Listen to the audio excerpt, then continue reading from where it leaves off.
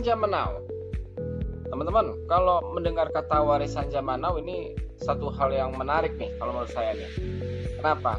Karena di sini kita mulai berpikir gitu ya. Oh iya, kita harus memikirkan warisan. Meskipun kita masih muda, tapi gimana cara mikirinnya? Jadi kalau sekarang kan ada istilah anak zaman now gitu ya.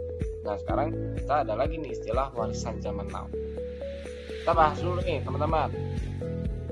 Kalau kita bicara warisan zaman now, pasti ada warisan zaman dulu. Apa sih ya warisan zaman dulu yang orang tua kita tinggalkan? Yang pertama adalah biasanya orang dulu mewariskan dalam bentuk rumah, betul ya, dalam bentuk rumah. Tetapi di zaman sekarang ini, di zaman now, dengan terbatasnya tanah gitu, semakin mahalnya harga rumah perkotaan, orang-orang kalau mau bikin rumah yang murah ya di pinggiran gitu ya. Nah, ini merupakan satu kendala juga nih, yang biasa udah tinggal perkotaan harus menyiapkan rumah misalnya buat anaknya di pinggiran. Ini kan menjadi masalah gitu ya buat kita sekarang gitu ya. Apalagi sekarang harga rumah tidak murah. Itu kan harga rumah bisa di atas 500 juta, yang cukup bagus lah, di atas 500 juta dengan akses jalan yang bagus ya. Maka ini jadi jadi kita perlu memikirkannya gitu kan. Yang kedua, biasanya orang dulu adalah jual tanah, punya tanah gitu kan, punya tanah diwariskan.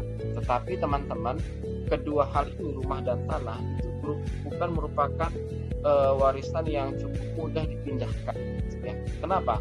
Karena kalau kita punya rumah atas nama orang tua kita lalu berpindah alih ke nama kita, itu ada namanya proses BPHTB, biaya balik nama. Itu juga ada persentasenya, dan setiap daerah itu beda-beda gitu kan.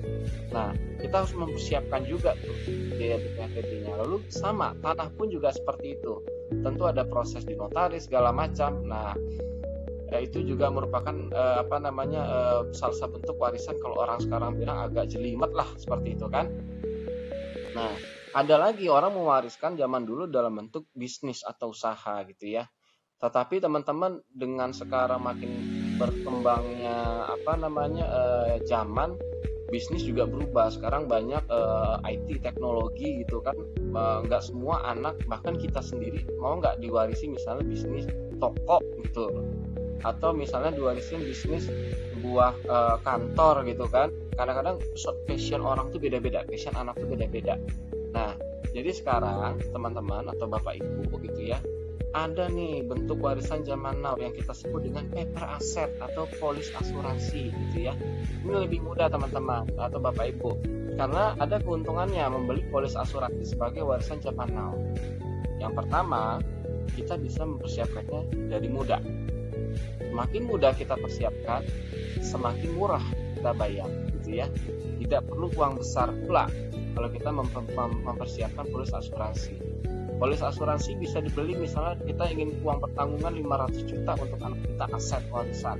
Mungkin kita cuma perlu bayar misalnya 10 juta per tahun gitu ya. Atau juga mungkin mau punya warisan 1 miliar untuk anak kita, mungkin kita juga cukup bayar 50 juta per tahun atau 25 juta per tahun bahkan gitu ya. Bukti kepemilikannya simple karena hanya buku polis. Dan buku polis atau polis asuransi mempunyai kekuatan hukum. Ini memang salah satu keuntungan polis asuransi. Dia bebas sengketa juga, dan siapapun yang tertulis namanya di polis asuransi sebagai penerima manfaat atau ahli waris itu mempunyai kekuatan hukum. Nah, yang kelima, polis asuransi ketika dicairkan tidak dikenakan pajak. Artinya orang pajak tidak melihat ini sebagai objek pajak. Jadi misalnya anak kita tutup usia punya uang pertanggungan 1 miliar ya, ahli warisnya anak kita, uang 1 miliar akan ditransfer perusahaan asuransi ke rekening anak kita. Jika orang pajak tahu itu dari pembayaran klaim asuransi, maka itu tidak kena. Dan yang paling penting adalah polis asuransi paper asset ini merupakan transfer aset paling cepat ke ahli waris.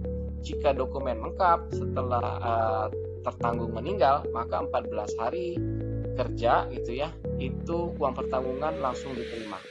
Itu aja teman-teman, warisan zaman now.